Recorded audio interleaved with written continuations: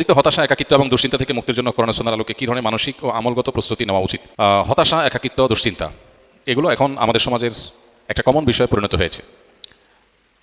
মজার বিষয় হলো, এই বিষয়ে যারা এক্সপার্ট আছেন, যারা সাইকোলজি নিয়ে কাজ করেন, তাদের অনেকের বক্তব্য হলো ডিপ্রেশন এটা বড় লোকের রোগ, এটা কোনো গরিবের রোগ না।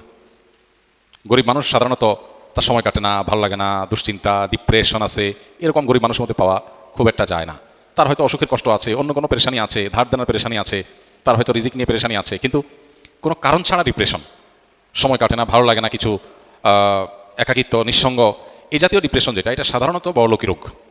পৃথিবী যত উন্নতির দিকে অগ্রসর হচ্ছে, বাহ্যিক এবং খোলা চোখে যে উন্নতির দিকে আমরা এগিয়ে যাচ্ছি, এগুলোর সাইড এফেক্ট হিসেবে এমন অনেক বিষয় আছে যেগুলো আমাদেরকে ধ্বংসের অতল তলে নিয়ে যাচ্ছে। এর মধ্যে একটা হলো এটা, পৃথিবীতে যেই অঞ্চল, যেই এলাকার মানুষ যত বেশি উন্নত, যত বেশি অগ্রসর, তাদের ডিপ্রেশনের পরিমাণও তত বেশি, তাদের মধ্যে আত্মহত্যার প্রবণতা অনেক বেশি।